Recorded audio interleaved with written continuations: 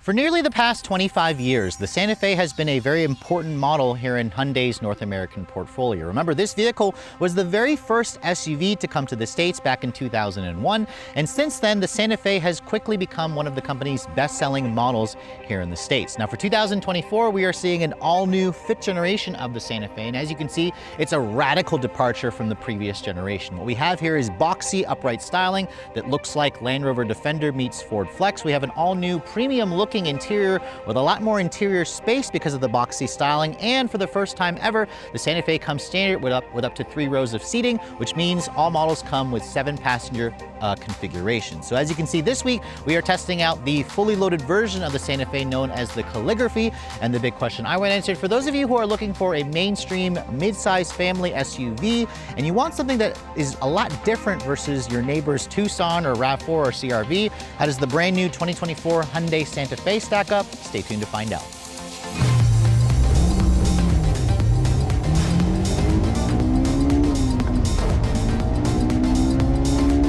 So obviously the exterior styling of the new Santa Fe is going to be a huge topic of controversy and conversation, but before we start talking about the design, I thought I'd pop the hood and show you guys what's powering this thing. Now, this is where Hyundai actually kept things mostly carryover. However, they did discontinue the plug-in hybrid powertrain, at least here in the US, but all models now come standard, of course, with the company's SmartStream 2.5-liter turbocharged 4-cylinder.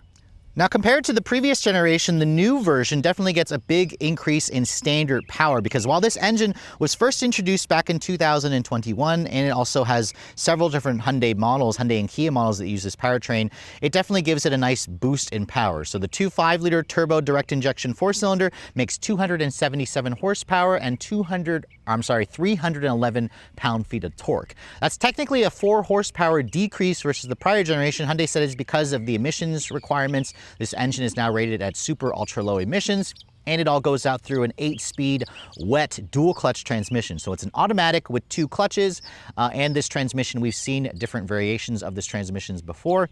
This vehicle comes standard with front-wheel drive, or for about $1,800 extra, you can get the company's H-Track all-wheel drive system, which technically comes standard on the XRT trim. Fuel economy is rated at 20 in the city and 28 on the highway with this particular configuration with all-wheel drive. Remember, there's also a hybrid version of this vehicle, which pairs up a 1.6-liter turbo with an electric motor and a 6-speed auto. I haven't had a chance to drive that yet, but we've tested that powertrain in vehicles like the Kia Sorento and the previous generation, which I'm hoping to get my hands on the hybrid version sometime later this summer. Hyundai doesn't quote a 0 to 60 time. We got 6.7 seconds in our last test. This vehicle will tow up to 3,500 pounds. If you go for the XRT version, it'll tow a maximum of 4,500 pounds. The hybrid will tow up to 2,000 pounds. Top speed for this car should be around 130 miles an hour. And unfortunately, in the redesign, Hyundai has gained or has added a lot of weight to the new Santa Fe. As this model sits, it weighs in at just under 4,500 pounds. So that's about 400 pounds heavier than the previous generation Santa Fe. But let's go ahead and close up the hood and talk about the exterior styling, because how could you not notice the styling of the new Santa Fe? First of all, Hyundai has already been known for doing a lot of radical departures whenever they redesign a vehicle. This is probably the most radical that I've ever seen, because it looks nothing like the previous generation Santa Fe. My particular test car is painted in this lovely shade of Hampton gray metallic. It's a nice little flat gray, or not really flat. It looks like it's a flat, it's like a cement gray color. With metallic fleck in it. It looks fantastic along the body lines of this Calligraphy trim. You can see the front fascia has a lot of H themes going in it. You can see the daytime running light and turn signal is LED. You have LED twin projectors. It creates an H logo in that. It also creates another H when you look at the center of the grille with the 2 lines as well. This Calligraphy has a unique insert for the grille, which kind of has like these metallic little interesting geometric patterns and shapes. Keep in mind, other trims will have a different finish in the actual grille. I love the fact that the Hyundai logo is more flush. It's also a satin black finish to it. There's also more H's. You can see in the front fascia of the vehicle, there's an active grille opening and shutter here that opens and closes based on aerodynamics and the needs of the engine for cooling. There's a nicely integrated camera over there. There's a nice LED light bar that goes across, of course. And then down here, you can see more of the geometric patterns in the actual lower part of the grille, integrated parking sensors, the company's highway driving assist, adaptive cruise, automatic emergency braking. is going to be included on this trim. And then you can see here, there's some functional openings here. I don't particularly love this area of the front splitter or the front bumper. You can see there's just too many hard angles there. I would have preferred to be a more rounded off look. I know why Hyundai did it, because they wanted to go with the H's all over the front, but I think it's a little bit too busy. But again, styling is always subjective. Let me know in the comment section below what you think of the design. I definitely think it looks a lot like a Ford Flex, especially from the front fascia. It's, again, Ford Flex meets Land Rover Defender, which is why the Santa Fe is so radically different in terms of the styling. It's a weird looking car, but weird, I think, in a good way. Now, moving around this side profile, you can see this is a mid-size 3-row SUV, but it looks a lot bigger versus the prior generation, and it is bigger. It's at 190.2 inches long with a 110.8 inch long wheelbase. It's around 2 inches longer in the wheelbase and in the overall length. Its height is 69.7 inches. Technically, it's 2 inches taller versus the prior generation Santa Fe, but it doesn't look it when you're sitting at this, when you're looking at this car. It almost looks like a long roof wagon. Its width is 74.8. It's actually the same width as the prior generation Santa Fe, and it's built on the newer N3 unibody architecture that also underpins the Kia Sorento. Now, looking at the wheels, you can see this gas-powered Calligraphy comes with a 21-inch wheel with a multiple satin finish black design. This is the only trim to get a 21-inch wheel, which is the biggest wheel you're going to find on the new Santa Fe. It's wrapped in a 245 by 45 R21-inch Pirelli Scorpion it's an all-season tire. The wheels definitely look nice with the body lines of this car. You have, I believe, a 13-inch brake rotor front and rear. You have all independent suspension, of course. And this vehicle has around 7 inches of ground clearance, unless you go for the XRT, which comes with 30-inch all-terrain tires that increases the ground clearance to 8.3 inches. You can see I also love these squared-off fenders with the gloss black wheel trim. You can see there's also a Santa Fe badge here. This is not an actual functional vent. It looks like a vent, but it's fake. And then you can see the mirrors are power folding. You have integrated turn signals. You have cameras mounted, of course, there for the blind view camera system. I love how the Calligraphy doesn't have any chrome trim. It's all kind of blacked out. And then you can see here, this is where the Santa Fe's roof line is deceiving, because I literally can see almost over the roof of this vehicle. And I'm 5'7". Typically, most SUVs, I can't do this. I also can kind of reach in and grab this area here. So even though this car, looks taller, and it almost appears lower than the previous generation. I love how the fact that all Santa Fe's come standard with this roof rail system, where you can also get crossbars, and then a panoramic roof is included on this trim, although as you can see, it's 2 separate glass panels. This panel opens up like a traditional sunroof. That one only lets in some light into the actual vehicle. You can see the interesting part of the new Santa Fe is also this area here, where I can push that in and basically use this as a little grab handle if I want to step on the tire over here and then hoist myself up onto the roof of the vehicle, which, as you can see, is great if you want to do some overlanding. I imagine some owners may leave this popped open, so just make sure you close that up when you're done using that particular area. And then looking at the side profile, you can see the boxiness continues here. And this is where the Santa Fe's styling is a little more controversial. I actually don't love the rear of this car, but again, it all is there for a styling purpose, because Hyundai actually says they started out designing the rear of this vehicle and they wanted it to have the largest and widest hatch opening that you could find, and that required them to reposition the struts, which is why the tailgate or the taillights in this vehicle are so incredibly low, which you can see here. It resembles an H. Some people have told me it looks like a dog bone when the vehicle is illuminated at night. I love the fact that you have this rear spoiler as standard. It's a very upright design here in terms of the actual rear area. You can see the satin black Hyundai logo is included. It boldly spells out Santa Fe at the back. And then you can see the taillights are interesting because these are an LED design, full LED, but when you open up the tailgate, this area actually becomes the tail light because of regulations that require you to have taillights visible even when the tailgate is open. You can see integrated parking sensors. You have a single chrome outlet exhaust tip. And overall, when you look at it straight on from the back, this is where the car looks a little bit weird, a little more like G-Wagon-like. But again, that boxiness is what people really, demand. Now, the power liftgate, as you can see, is included on this trim. You have a hands-free function as well, which is nice. And then with this larger body and boxy design, you're going to have more cargo space. Although when you have the third row up, it is relatively small, but you do get around 2 cubic feet more versus its sister vehicle, the Kia Sorento, at 14.6 cubic feet. With the third row seat up, you can see the seat only seats 2 people across. There's also a little bit of underfloor storage over here, which is pretty nice. The spare tire is located underneath the vehicle as well. If you want to fold down this seat, you can see you pull this little lever or this little strap, which also folds down the headrest, and you can see that expands the cargo to around 40.5 cubic feet.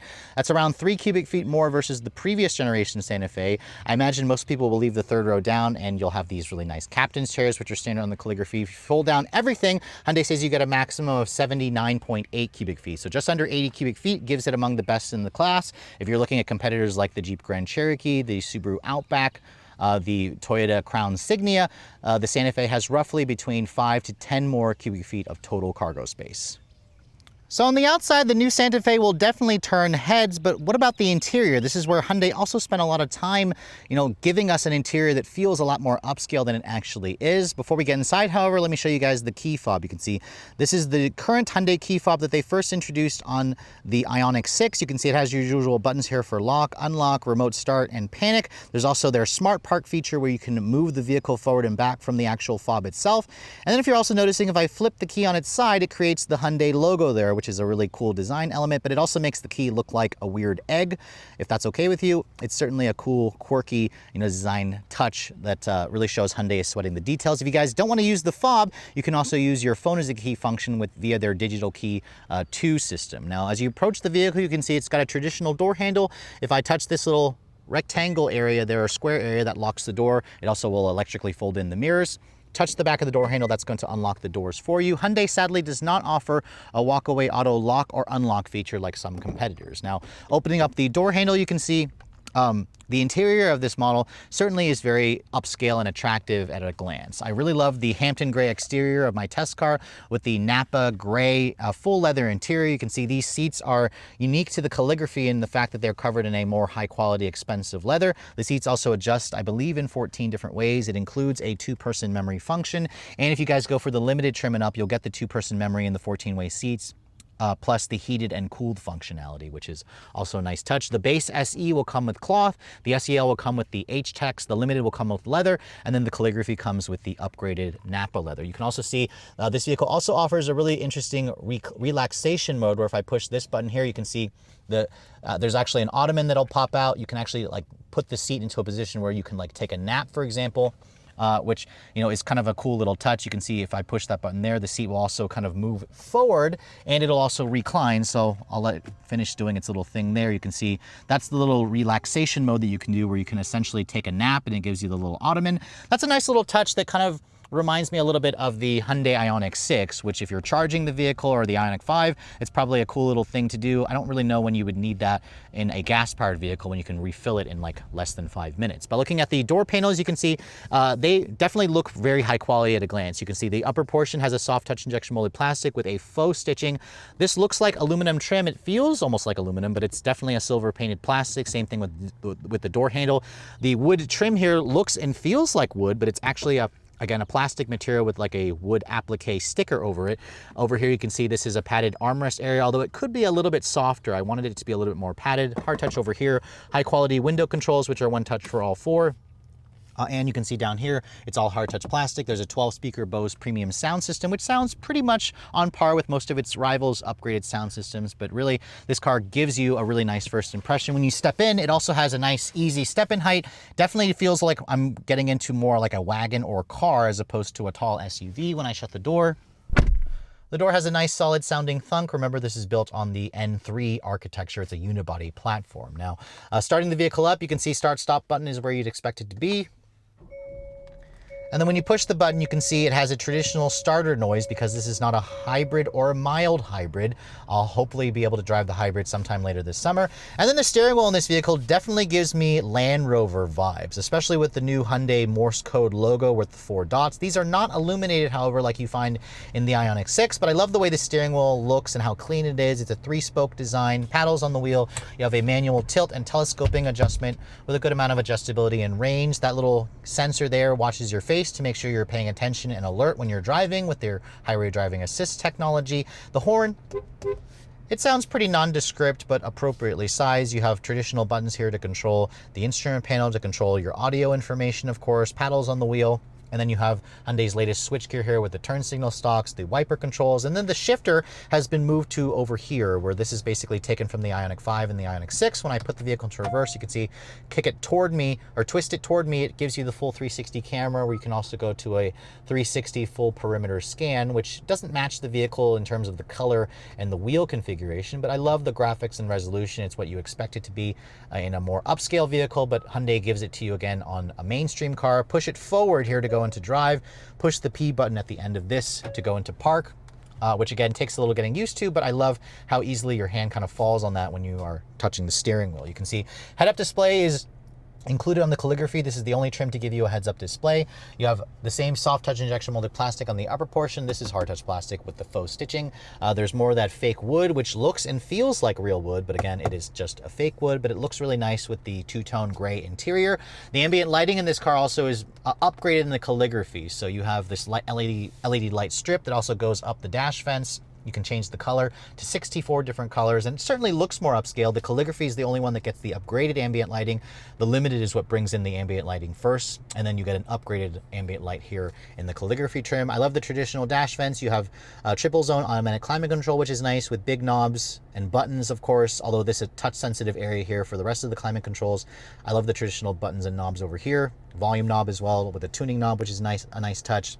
The infotainment system, you can see every version of the Santa Fe is going to come with their 12.3-inch latest infotainment system, which includes wireless Apple CarPlay and Android Auto. So this is the first time, I believe this is the first Hyundai to introduce the wireless functionality, which I love the fact that it's the big 12.3-inch display. Previously, Hyundai made you connect your phone via wired connection. And then if you go for the SEL trims, you'll have the panoramic curved display. So you have a full 12.3-inch cluster here, which is also slightly adjustable and customizable. If I cycle the different drive modes, it gives me a different look, of course, to the instrument panel and to the way the gauges look. You can also get rid of the traditional dials and give you just a minimalized digital display if you'd like, which again, that looks very upscale. If you go for the SEL trims and up, you'll also include this fingerprint reader here, which if I touch that and you have it set properly, it'll essentially show all your presets and all your memory functions and all that stuff that you kind of expect. Going back to the native Hyundai system, you can see it's relatively easy and quick and easy to, or snappy, great to use. And you also have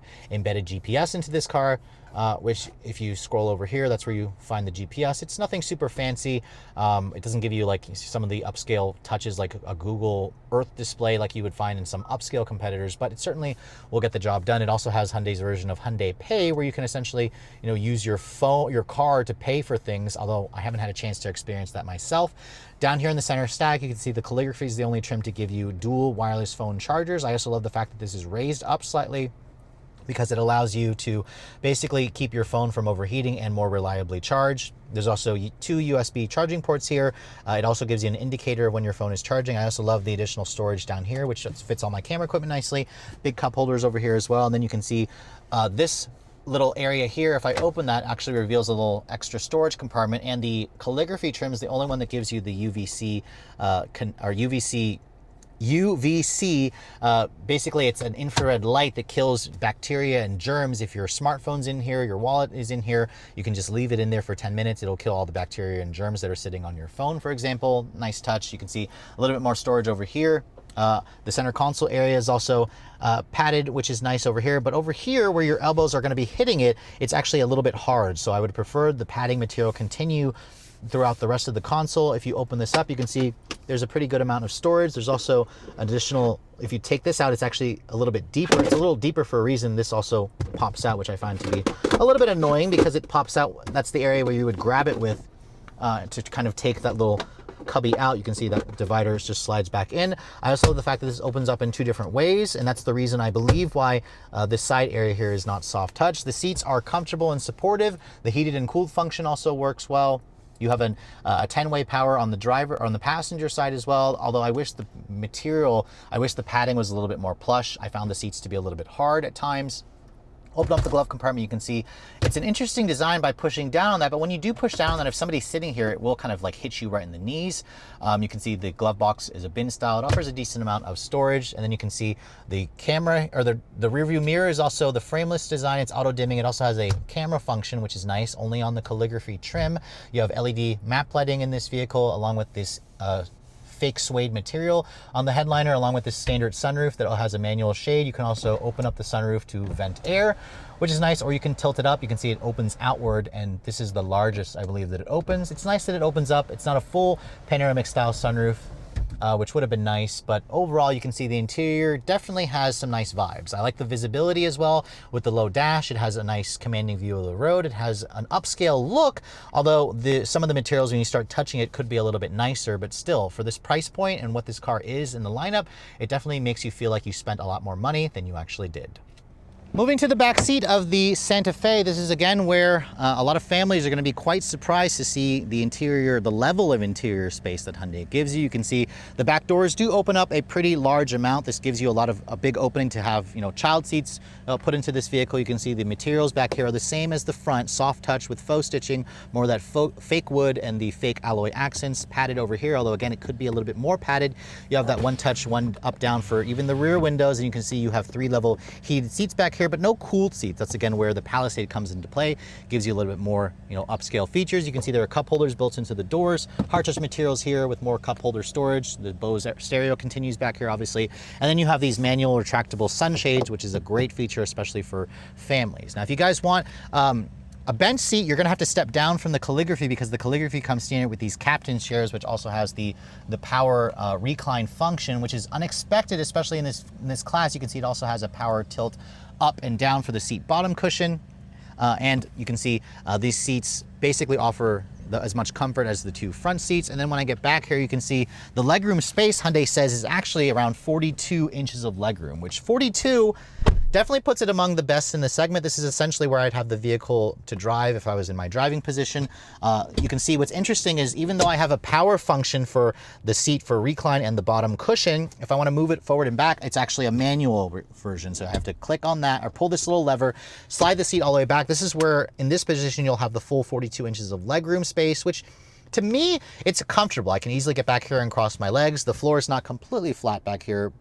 You can get a bench seat, again, if you go for the limited or the lower trims. A bench is a no-cost option, which is nice. You have 2 USB-C charging ports, and then if you pull this little thing out, you can see there's where that additional storage is, which is a nice little touch for rear seat passengers. There's also a couple of more of those dots back here, this little H logos, or the H details you're going to find also in the seat back, which is nice. A little grocery bag hook over here. You have 2 storage cubbies over there, which is also a nice touch. The rear seat air vents, you're going to find them over here on the pillars. And you also have more of that woven, all the fake suede material back here. However, as you can see, this definitely lets in a lot of light, but I can't actually close this from back here. I actually have to ask the driver or the passenger from up there on that little switch to close and open this little shade. This doesn't open up to vent air. There's also a nice pass-through here that allows you to get back here. If you want to check out the headroom space, you can see headroom is actually pretty darn good for somebody my height, 5'7". If you're over 6 feet, it also should be pretty good as well. And then, as you can see, this is a really nice place to spend time, although this does limit the seating capacity to 6 in this car. Now, getting into the third row, you can obviously go through the middle, or you can essentially just push this little button over here, and that will slide the seat forward, which I can see why Hyundai decided to leave the sliding mechanism manual, because that's much quicker, and then that folds out of the way, and that reveals, a pretty generous, room here to get into the third row of this vehicle. Now, the third row is unexpected in this class, so it's nice to see that Hyundai is including it. This is with the seat all the way back, so I'm going to crawl back here behind this seat. You can see there's also a little teeny tiny floor mat back here, which kind of slides around when it doesn't latch itself to the floor very nicely. But as you can see, Hyundai claims there's 30 inches of legroom back here. That's around 4 inches less versus what you get in the Palisade. But still, this is pretty usable. At 5'7", my knees are kind of hitting the back of this, so I would ask this passenger here to move this seat forward slightly. But again, it's not bad. The seats, obviously there's only 2 seating across, versus in the Palisade you get 3 because of the wider body of the Palisade versus the narrower body of the Santa Fe. What's interesting is your rear seat air vent control is actually located back here. I don't know why Hyundai decided to put it in the third row. It really belongs over here, but I think that has to do with the fact that that center console opens and closes from the rear as well. So to access it, you have to come back here. That allows you to turn on the rear AC, along with you having a vent back here. It's hard touch plastic back here, but at least you get a cup holder. You also get a power outlet, a USB-C charging outlet. You also get another USB-C over here. The square Windows also are great for visibility. And then in terms of the headroom space, you can see there's a little bump out here, so it's not bad. For somebody my height, you could fit an adult back here in a pinch, but just keep in mind if you actually have full-size adults, you may want to consider going for the Palisade because that's going to give you actual space for adults in the third row.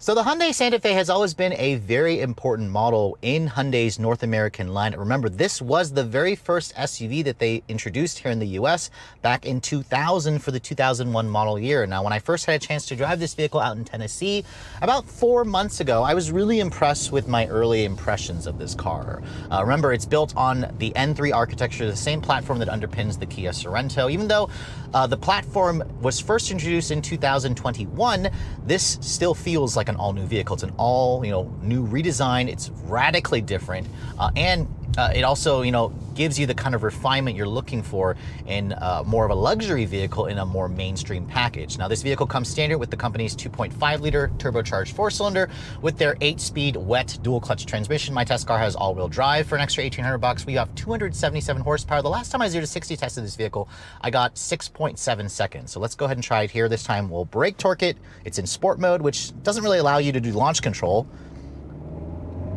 It feels really slow off the line, but once the turbo kicks in and the dual clutch finds its bearings, we just got 6.7 seconds there. Now, 6.7 pretty much matches the time that I got in Tennessee, and compared to the previous generation Santa Fe, we got 6.5 in our best time. Now, that time difference of 0.2 seconds is disappointing. We also did lose 4 horsepower, but also keep in mind this generation increased the curb weight by a whopping 400 pounds. So this thing has gotten fat at nearly 4,500 pounds. I'm not entirely sure how it got so heavy considering the fact that it's only 2 inches longer overall, 2 inches taller. But still, most people should be pretty happy with this powertrain. I mean, the 2.5 turbo is now standard. There used to be a naturally aspirated engine. Hyundai has done away with that, and it's necessary because of the extra fat this powertrain has. Let's try another run here. This time we won't brake torque it. And the start-stop makes this thing feel so incredibly sluggish. Combine that with the lag of the dual clutch, we got 7.1 seconds there. So that's with it more slightly uphill. I would just personally shut off the start stop because it is one of the most laggiest start stops that I've ever experienced because of the fact that we've got the turbo engine lag, the dual clutch lag, and then the start stop, which has no electrification whatsoever. So it just takes a moment for this engine to kind of find its bearings when the start stop is engaged. Thankfully, the button's right there. It's a hard button, so you can shut it off pretty much as soon as you get into the vehicle. Now, in terms of the handling, this is still built on a unibody architecture, so it's a car-based SUV, even though it looks like a body-on-frame style vehicle. The Santa Fe drives very smoothly. It has a nice, comfortable ride quality, even though my test car has 21-inch wheels. In terms of the noise levels, you do hear a little bit more road noise than I would like to hear in this vehicle. I actually thought it should be a little bit, I thought I was going to hear more wind noise, especially on the highway, but surprisingly, the wind noise isn't bad, and that's because this car has a 0.29 coefficient of drag. It's actually more slippery through the air versus the prior generation, even though this is a big box, so I'm not entirely sure how Hyundai did that. At first, when I looked at this car, I thought the vehicle was actually lower than the previous generation. It's actually taller by 2 inches, even though it looks lower. So Hyundai's design team, they did an amazing job with the trickery of your eyes with the look of this car when you first see it in person. The steering is relatively precise. It's also relatively quick. It just doesn't provide much feedback. There's decent heft, however, in sport mode. The suspension is so incredibly soft. It leans a lot when you're going through corners. This vehicle is definitely not a sporty vehicle. It's just a competent car. It certainly will get the job done, if you're planning to do, some sportier driving. The dual clutch, also the 8-speed auto or the 8-speed dual clutch is relatively smooth shifting, which is much better versus the previous renditions of Hyundai's earlier dual clutches. It just has a stupid amount of lag from start, but once you get it going, it shifts fine. It also has paddles on the wheel, which also do a good job at rev matching. And then when you pull the paddles, it actually does a decent job at responding to the shift paddles being pulled. So I'm pretty happy with that. Once the vehicle gets going, it's perfectly fine. We'll try another run here. This time it's more level. We won't brake torque it. We'll just floor it. Again, and that lag. And then once you go above 3, that's where it feels quick because of that torque, 311 foot-pounds. 6.96 there. So 6.7, we'll take that as our best run. which is pretty acceptable. It's a little bit faster versus the last Toyota Crown Signia that I drove. It's definitely going to be faster than a Jeep Grand Cherokee with its Pentastar 3.6 liter V6. However, a Subaru Outback XT, the turbo model, will easily smoke this vehicle. But still, 0 to 60 times aren't the point of a car like this, and most of the times you're going to drive the vehicle normally. So I'm going to put the drive mode selector into My Drive, which this allows you to kind of tailor the suspension, or tailor the steering, the throttle, the transmission to your liking. I have the engine response in its smart mode, which is kind of like an adaptive setting. In this mode, the engine also is quiet. It's a relatively refined engine. I'm surprised actually, because Hyundai's 4-cylinders have always been a little bit thrashy, but this new engine is actually not bad. It's a smooth engine. There's very little vibration coming through the pedals or the steering wheel, which, adds to that level of, premiumness that the Santa Fe exudes when you first get into this car. And then in terms of the seat comfort, these seats are the premium Napa leather seats. I will say that the bolstering is nice. It holds you in place nicely, but I wish the padding was a little softer. I kind of had the same complaint with some Genesis vehicles, so I just want Hyundai to put a little bit softer padding material, especially for the seat bottom cushion. The visibility out of this vehicle is also excellent. I can see out of the front, the side, the rear really well because it's a upright design. It's basically a box. I can also flip this and give me a digital camera review mirror if you guys prefer to have that as opposed to the actual mirror. In terms of the fuel efficiency, that's where this car is rated at 20 in the city, 28 on the highway. In my week's worth of testing, I averaged around 18 mpg in mostly city driving, which isn't great. The hybrid version, remember, will do up to 36 mpg in the city. I haven't had a chance to drive the hybrid. I'm hoping Hyundai will send me the hybrid at some point. It technically has less horsepower, around 46 less horsepower versus this turbocharged engine. But it should get over mid 30 mpgs, which is going to be improvements. In the highway, however, I was able to get 29 mpg. I actually took this vehicle on a very long, like 800-mile round trip road trip, and I was averaging around 28 miles to the gallon. You're going to do around 400 miles of range in the combined figure. On the highway, this will get a little over 450 miles of range, which is pretty good. You have a 17.7 gallon fuel tank, which is nice. Regular is also just the recommended fuel. You don't have to put premium in this engine, which is also a very nice touch. But overall, in terms of the technology, the premium feel, the handling, the looks of this vehicle, the practicality, there's a lot to like with the Santa Fe. So I wouldn't be surprised if this vehicle eventually, became Hyundai's bestseller. Currently, the Tucson's the bestseller, followed by the Santa Fe, and the Elantra is also still a top seller.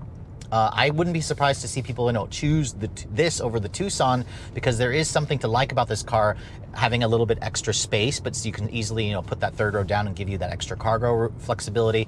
I just don't really love this 8-speed wet dual clutch. There was a time where, a dual clutch would make more sense, obviously, for enthusiasts, but I think for most people, that initial lag, if when you're first driving the car, makes it feel more sluggish than it is. I also do question the longevity of the dual clutch transmission. There are, some early renditions of this vehicle. My friends from Car Confections bought one early this year. They actually had the transmission break on them twice, and then they actually had the vehicle bought back by Hyundai. Now, of course, this is still a first model year. There's always first model year gremlins when you're looking at a new vehicle. So Hyundai also, remember, backs their vehicles up with the best warranty in the industry, 5 years, 60K, or 10-year, 100,000 mile warranty. But overall, if you guys are attracted to the style of this vehicle and you want a 2-row you want a 3-row SUV that isn't quite as big as like the Palisade, but you also want more space than the compact SUV or the 2-row SUVs you typically find that are mid-size, the Santa Fe is definitely still worth a look. But I would also just make sure you check out the hybrid version as well, because that model could be, the powertrain to get, considering the huge increases in fuel efficiency. So while the all-new 5th generation Santa Fe has only been on sale for roughly the past 5 months, I've been seeing a ton of these out on the road, and Hyundai actually managed to sell a little over 131,000 units here in the States in 2023.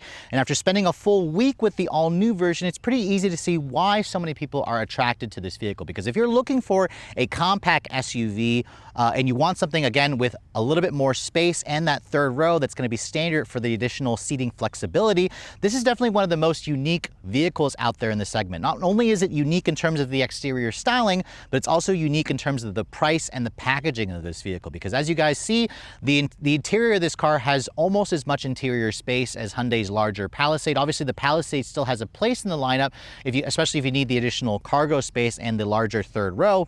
but this is just a significant improvement over the Kia Sorento, which also, is a platform mate of this vehicle. If you're looking at other mid-size SUVs, they do not offer 2 rows of seating. So I'm talking about vehicles like the, Honda Passport, the Volkswagen Atlas Cross Sport, the Toyota Crown Signia, the Nissan Murano, the Ford Edge, which has also just been discontinued. There's the Subaru Outback, which is more like a wagon. And this is where the Santa Fe's unique design really comes into play, because everywhere I drove this thing, it certainly attracted a lot of stares, but I imagine it'll become more of a plain, common sight because sales continue to increase of this vehicle. People are attracted to the car, and I think people who are looking at a Tucson or a Palisade will easily find a nice little middle ground in the Santa Fe, and it's exactly the reason why Hyundai's decided to, increase the overall length and give it kind of a new positioning within Hyundai's North American lineup. The engine in this car, as you guys saw, delivers solid performance. 0 to 60 in the 6.7 second range is perfectly acceptable. What I find pause, however, is in the dual clutch transmission. I don't love how laggy it is off the line.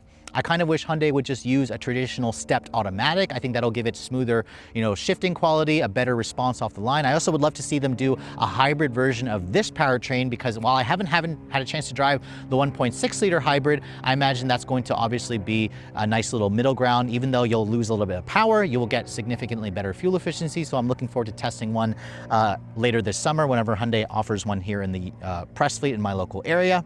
In terms of the interior, it definitely has a premium look to it. Even though the materials don't feel quite as upscale when you start touching around the interior, it definitely will fool you into thinking you bought a much more expensive vehicle than it actually is, which, by the way, in terms of pricing, this is where the new Santa Fe has gotten a lot more expensive versus the previous generation. That's because of the increase in power and technology and just capability of this car. If you want a base SE version with front-wheel drive, this car will start at just under $34,000, $33,950, which is about a $5,000 increase in price versus the prior generation. Now, some may argue it's worth it considering the increase in capability and power that you get. However, if you want all-wheel drive, it'll cost you at least $1,800 more. An SEL trim is probably the sweet spot in terms of equipment for most people. That's going to start in the upper, just under $40,000 range, especially if you guys want all-wheel drive. A limited is going to give you most of the bells and whistles that you want for around $45,000. This Calligraphy version, however, is going to cost you around $48,000 with all-wheel drive, around $46,000 without all-wheel drive, which again is pretty expensive. Add in the destination charge of my test car here, and the grand total price comes to around just under $50,000, $49,950 to be exact. And I have to say that pricing puts the Santa Fe within spitting distance of its cousin, the Hyundai Palisade. Now, some may argue, why, would you buy this over a Palisade? It's because they're supposed to appeal to different customers. This is designed to be more of an adventure style vehicle for, a younger family or somebody who doesn't have quite as many kids, who just needs the third row in a pinch, while the Palisade is designed to be more like Hyundai's minivan alternative, which I think both vehicles have a nice place in the lineup. If you guys want the hybrid powertrain, keep in mind it'll cost you around $500 extra. I think the hybrid is kind of a no-brainer, and it's also kind of a good deal.